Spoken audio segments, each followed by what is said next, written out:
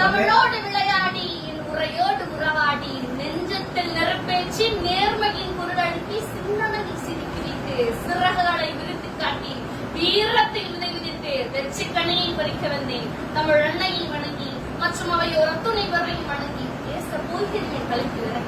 ஐயா, என்னுடைய தலைப்புக்கு போறதுக்கு முன்னாடி சிறிய விளக்கத்தை கொடுப்பதற்கு நான் கடமைப்பட்டிருக்கிறேன். இப்ப நம்முடைய இந்திய நாட்டுல ஒரு முழக்கம் அடிக்கடி நம்முடைய காதில் பட்டுக்கொண்டே இருக்கிறது. என்னவென்று சொன்னால் நஷா முக்து பாரத். நஷா முக்து பாரத் என்றால் என்ன? அதற்கு விளக்கம் போதையற்ற இந்தியா என்பதுதான் விளக்கமாக.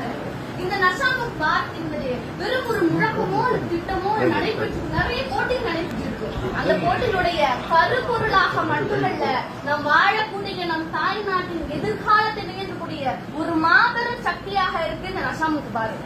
அப்படிப்பட்ட நஷா முக்து பாரத்திற்கு அடிப்படையாக இருப்பது இளைஞருடைய பங்களித்தான் என்பதை நான் பற்றிதான் இன்றைக்கு பேசி நான் வெற்றி வாகை சூடி வந்திருக்கிறேன். அதை பற்றி உங்களுக்கு சில வார்த்தை நான் பேச இந்தியாவுடைய மாபெரும் சொத்தாக கருதப்பட்டது என்னவென்று சொன்னால் அதனுடைய இளைஞர்கள் தான். ஏனென்றால் இந்தியாவுடைய மொத்த மக்கள் தொகை 140 கோடி.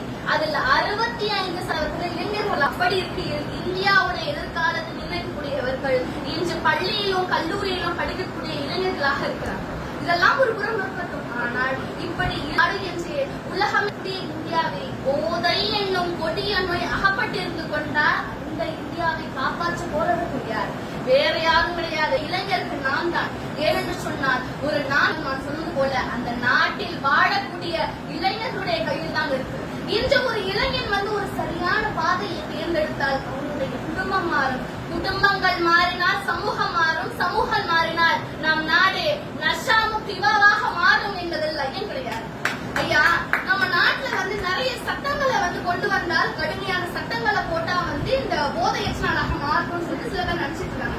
அப்படிலாம் கிடையாது. சட்டங்கள் பயத்தை வேண்டுமானால் உண்டாக்கலாம். ஆனால் இளைஞருடைய விழிப்புணர்வு தான் நிரந்தரமான மாற்றத்தை கொடுக்கும். நம்ம நாட்டுல போதைக்கு எதிராக ஒரு மிகப்பெரிய போரை நடந்து கொண்டிருக்கிறோம். இந்த போரில் கவர்மெண்ட் நினைச்சா மட்டும் வெற்றி பெற முடியாது. இளைஞர்கள் ஒவ்வொரு நினைக்க வேண்டும். இன்று காஷ்மீர் முதல் கன்னியாகுமரி அதில் ஒவ்வொன்று இருக்கக்கூடிய ஒவ்வொரு இளைஞர்களும் முற்பட்டால் மட்டுமே நம் நாடு போதையற்ற நாடாக மாற்ற முடியும். இன்று ஒவ்வொரு பள்ளிகளிலும் கல்லூரிகளும் ஒவ்வொரு மாணவர்களுமே ஒரு ஆன்டி ட்ரக் அம்பாசிடராகவே உருவெடுத்திருக்கிறார். ஏனென்று சொன்னால் ரொம்ப இல்ல, ஒரே ஒரு மாணவன் விழிப்புணர்வை ஏற்படுத்தினால் போதும். எப்படி ஒரு மெழுகுவத்தி 1000 மெழுகுவத்தி ஏற்ற முடியுமோ அது போலதான் ஒரு விழிப்புணர்வை பெற்ற மாணவன் 1000 மாணவர்களை விழிப்புணர்த்த முடியும். போதையற்ற நாடாக மாற்றுவது. ஐயா, நம் நாட்டை உட்கார்ந்து எதிரிகள் நாட்டோட எல்லையை தாக்கினாங்கன்னா நம்முடைய ராணுவ வீரர்கள் நம்மை காப்பாற்றுவார்கள். ஆனால் போதை என்னும் கொடிய நோயிலிருந்து நம் நாட்டை காப்பாற்ற ஒவ்வொரு போராளியாக இருக்கிறார்கள் இன்று இருக்கக்கூடிய இளைஞர்கள். இன்னும் சில பேர் சொல்லுவாங்க, அப்படி இன்னும் இளைஞர்கள் சொல்லிட்டாங்க. இளைஞர்கள் சொல்லி இன்று விளையாட்டு, கலை, கலாச்சாரம் இது மூலமாகவது மக்களிடம் போதையை பற்றிய விழிப்புணர்வை ஏற்க வேண்டும் என்று இன்றைக்கு என் மூலமாக நீங்க அனைவரும் கேட்டுக்கொண்டிருக்கிறீர்கள். இதை விட ஒரு சிறந்த எடுத்துக்காட்ட வேண்டும்.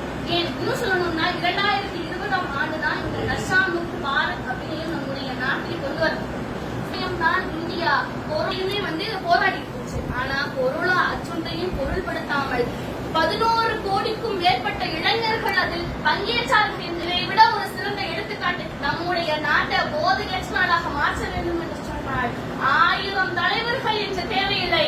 விழித்தளம் ஒரு தலைமுறை போதும். அந்த தலைமுறையாக நாங்கள் இருக்கிறோம் என்று சொல்லி பேச வாய்ப்பளித்து பேசவிட்டு அமீல்காத்து ஒத்துழைத்த அத்துணை பேரையும் சிறம் தாழ்ந்து வணங்குவது நல்ல பழக்கம். அதுவே